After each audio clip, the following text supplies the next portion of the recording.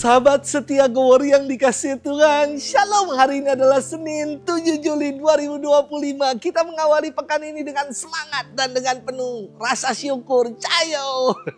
Hari ini kita akan merenungkan firman Tuhan yang diambil dari Injil Matius 9 ayat 18 sampai dengan 26. Kita siapkan hati kita.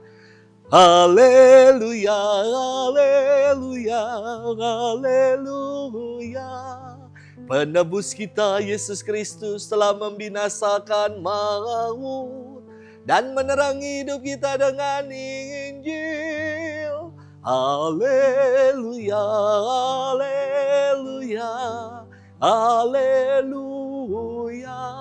Tuhan bersamamu dan bersama rohmu. Inilah Injil suci menurut Matius, dimuliakanlah Tuhan. Sekali peristiwa datanglah kepada Yesus seorang kepala rumah ibadat. Ia menyembah dia dan berkata, "Anakku perempuan baru saja meninggal, tetapi datanglah, letakkanlah tanganmu atasnya, maka ia akan hidup." Lalu Yesus pun bangun dan bersama murid-muridnya mengikuti orang itu. Pada waktu itu seorang wanita yang sudah 12 tahun lamanya menderita pendarahan maju mendekati Yesus dari belakang dan menjamah jumbai jubahnya. Karena katanya dalam hati, asal ku jamah saja jubahnya, aku akan sembuh. Tetapi Yesus berpaling dan memandang dia serta berkata, "Teguhkanlah hatimu, hai anakku, imanmu telah menyelamatkan dikau." Maka sejak saat itu juga sembuhlah wanita itu. Ketika Yesus tiba di rumah kepala rumah ibadat itu dan melihat peniup-peniup seruling, serta orang banyak yang ribut, berkatalah ia, "Pergilah, karena anak ini tidak mati tetapi tidur." Tetapi mereka menertawakan dia. Setelah orang banyak itu diusir, Yesus masuk. Dipegangnya tangan si anak, lalu bangkitlah anak itu. Maka tersiarlah kabar tentang hal itu ke seluruh daerah. Demikianlah sabda Tuhan. Terpujilah Kristus. Sahabat setia Go Warrior yang dikasihi Tuhan, Shalom. Baru-baru ini seorang anak divonis ada 2 kista di parasagital kepalanya. Dokter bedah menyarankan agar dilakukan tindakan operasi sebelum berakibat fatal. Keluarga ini begitu terpukul, down mendengar apa yang disampaikan oleh dokter. Lalu saya mengajak keluarga ini berdoa dan adorasi.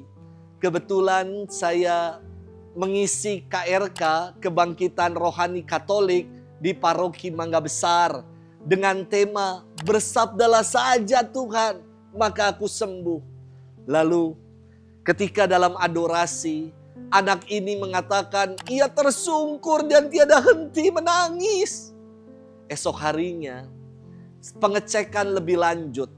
Dokter yang mengeceknya menyatakan kistanya jinak dan tidak perlu dilakukan operasi, masih baik.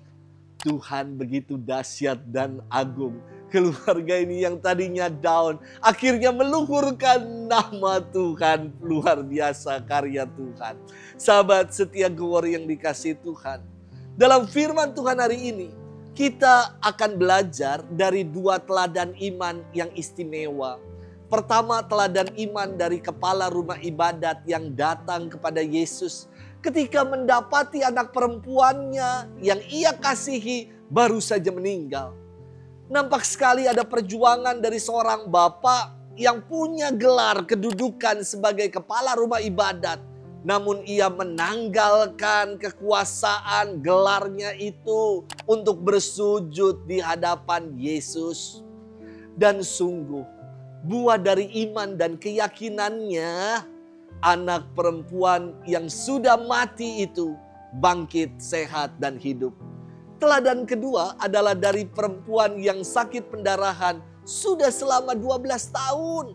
Dengan iman yang sederhana, yakni dengan hanya menyentuh jumbai-jubah Yesus, ia yakin bahwa ia akan sembuh dan mukjizat itu terjadi atas dirinya. Sahabat setia Go Warrior yang dikasihi Tuhan, never give up. Jangan pernah menyerah, selalu berjuang. Inilah yang mau disampaikan dalam firman Tuhan hari ini. Terkadang dalam hidup ini kita mudah putus harapan, putus asa dan terlena, menyerah pada keadaan. Belajar dari dua teladan iman yang hari ini kita dengar. Dari kepala rumah ibadat dan dari seorang perempuan yang sakit pendarahan. Kita diajak untuk selalu berjuang. Never give up. Dan Tuhan pasti akan mengaruniakan segala yang baik untuk kita. Selamat bermenung. Tuhan memberkati kita selalu. Dalam nama Bapa dan Putra dan Roh Kudus. Amin.